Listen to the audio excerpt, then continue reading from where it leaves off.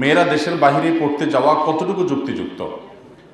কোনো নারী যদি দেশের বাইরে পড়তে যেতে চান, মুসলিম নারী, তাহলে সেক্ষেত্রে তিনি মাহরামের সাথে অবশ্যই যে কোনো জায়গায় যেতে পারবেন।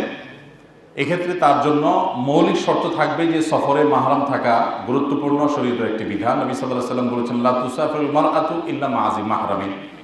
কোনো নারী মাহরাম ছাড়া অন্য কারোর সাথে, অর্থাৎ অচেনা গায়রে মাহরাম মানুষের সাথে তিনি সফর করবেন না। যদিও এক্ষেত্রে কোনো কোনো উলামা ইকরামের ভিন্নমত রয়েছে, যদি মহিলাদের সাথে অন্যান্য মহিলাদের দলের মধ্যে সংযুক্ত হয়ে থাকেন, যে তাদের মাহরাম আছে, যে তার সেফটি, নিরাপত্তা এগুলোর কোনো শঙ্কা থাকবে না, তো কোনো কোনো উলামা ইকরাম ক্ষেত্র বিশেষে নিরুপায় হলে তখন জায়েজ বলেন। বাট সাধারণ অবস্থায় মাহরাম সহই সফর করার বিষয়টি গুরুত্বপূর্ণ। মাহরাম দিয়ে আসলেন, নিয়ে আসলেন, এটুকু হলেই হবে। আর যেখানে থাকবেন সেখানে ফিতনা মুক্ত, তার কোনো প্রকার ঈমান, আমল, চরিত্র এগুলো সংকটে পড়ার শঙ্কা নেই বা জোরালো সম্ভাবনা নেই, এরকম হলে সেখানে তিনি অবশ্যই জ্ঞান অর্জন করতে বাহিরে যেতে পারবেন। আমি জেনারেল থেকে এখানে পড়ছি, অনেকে মাদ্রাসা থেকে এসেছেন, তারা খুব কর্কশ ও রূঢ় ব্যবহার করেন। দয়া করে খারাপ ব্যবহারের ভয়াবহতা বুঝিয়ে বলবেন। খুবই দুর্ভাগ্যজনক প্রশ্ন। দেখুন, মুসলমানের সবচেয়ে বড় সম্পদের নাম হলো, ইমানের পর সবচেয়ে বড় সম্পদের নাম হলো উত্তম আখলাক বা সুন্দর আচরণ।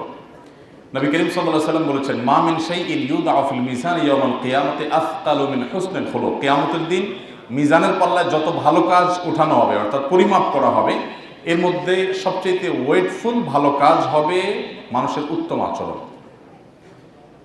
আমাদের এই সমাজে ইবাদত বন্দেগী করা মানুষের সংখ্যা কম বেশি থাকলেও মুসলিম হিসাবে সুন্দর আচরণকারী, উত্তম আখলাক ধারণকারী মানুষের সংখ্যা সেই তুলনায় অনেক কম। খুব দুর্ভাগ্যজনক একটা বাস্তবতা। মাদ্রাসা শিক্ষার্থী বা আলেম ওলামা যারা আছেন, হাফিজ যারা আছেন, তারা তাদের আচরণের সৌন্দর্য যদি প্রদর্শন করতে না পারেন, তাহলে তার কোনো দাওয়াত, তার কোনো আলোচনা, কোনো বক্তৃতা, তার কোনো জ্ঞান, এগুলো আসলে মানুষকে আলোকিত করবে না। কারণ মানুষ আমাদের আচরণটাকে আগে পড়ে, আমাদের কথা শুনে তার পরে।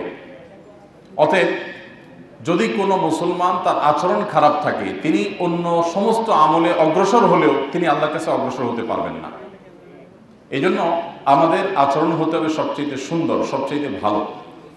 এবং আপনি মাদ্রাসা ব্যাকগ্রাউন্ডের, আপনি আলেম, আপনি হাফেজ, আপনি বক্তা, আপনি অনেক কিছু, কিন্তু আপনার আচরণ ভালো না, তাহলে দিন শেষে আল্লাহর কাছে আপনি ভালো মানুষ হওয়ার কোনো সুযোগ নেই। এটাকে সবচেয়ে প্রায়োরিটি দিয়ে, ফরজ ইবাদতগুলোর পর সবচেয়ে প্রায়োরিটি দিতে হবে আমাদের আচরণকে, আমাদের ব্যবহারকে।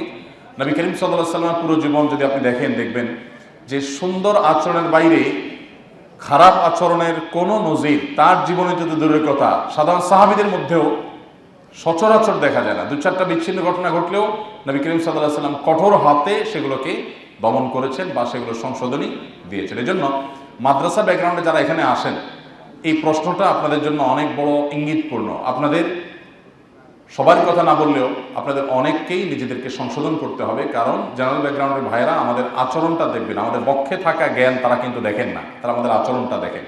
সো যেটা তারা দেখতে পান সেটা সৌন্দর্যই তাদেরকে ভেতরে যেতে সাহায্য করবে। আপনার আচরণ মানুষকে ইসলামের পথে আহ্বান করবে, আপনার ইসলাম থেকে দূরে সরাবে, দুইটার যে কোনো একটা অবশ্যই।